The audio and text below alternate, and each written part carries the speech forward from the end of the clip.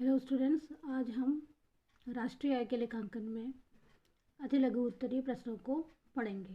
जैसे देखिए, यहाँ पर प्रश्न है, राष्ट्रीय आय को परिभाषित कीजिए।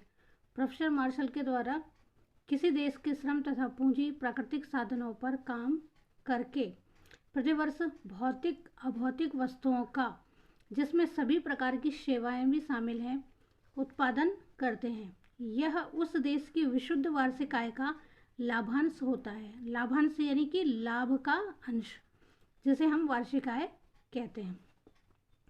प्रश्न 2 है, प्रोफेसर पीगू ने राष्ट्रीय आय का मापक किसे माना है? उत्तर है, प्रोफेसर पीगू ने मुद्रा को राष्ट्रीय आय का मापक माना है। मुद्रा को, जिससे कि राष्ट्रीय आय को मापा जाता है। प्रश्न 3, प्रोफेसर फिशर ने उत्पादन के स्थान पर किसे राष्ट्रीय आय का आधार माना है? उत्तर 3, प्रोफेसर फिशर ने उत्पादन के स्थान पर उपभोग को राष्ट्रीय आय का आधार माना है। प्रश्न 4, सकल राष्ट्रीय उत्पाद यानी कि जीएनपी से क्या आशय है? इसका उत्तर है, किसी अर्थव्यवस्था में जो भी अंतिम वस्तुएं और सेवाएं एक वर्ष की अवधि में उत्पादित की जाती हैं, उन सभी को बाजार मूल्य के योग को सकल राष्ट्रीय उत्पाद यानी कि जीएनपी कहते हैं। प्रश्न नंबर 5, शुद्ध राष्ट्रीय उत्पाद यानी कि एनएनपी से क्या आशय है? यहाँ पर हमारा उत्तर होगा, सकल राष्ट्रीय उत्पाद में से मूल्यह्रास एवं पुरानेपन से होने वाला ह्रास घटा देने से जो शेष बचता है उसे शुद्ध राष्ट्रीय उत्पाद एनएनपी कहते हैं। इसका सूत्र है एनएनपी बराबर जीएनपी डिप्रेशंस, यानी कि शुद्ध राष्ट्रीय उत्पाद बराबर सकल राष्ट्रीय उत्पाद माइनस ह्रास। शुद्ध राष्ट्रीय उत्पाद और सकल राष्ट्रीय उत्पाद में से जब हम ह्रास को घटा देते हैं, यानी कि डिप्रेशन को घटा देते हैं, तो हमारा एनएनपी निकल आता है, यानी कि शुद्ध राष्ट्रीय उत्पाद यानी एनएनपी हमारा निकल आता है। प्रश्न 6, सकल घरेलू उत्पाद से क्या आशय है? किसी देश में एक वर्ष की अवधि में जिन वस्तुओं और सेवाओं का उत्पादन किया जाता है, उसमें से उस आय को घटा दिया जाता है जो हमारे देश में विदेशियों द्वारा अर्जित की जाती है, तथा इसमें विदेशों से प्राप्त आय को जोड़ दिया जाता है। प्राप्त राशि सकल घरेलू उत्पाद जीडीपी कहलाती है। इसका सूत्र है, सूत्र रूप में इसको लिखेंगे, जीडीपी बराबर जीएनपी माइनस ई माइनस आई।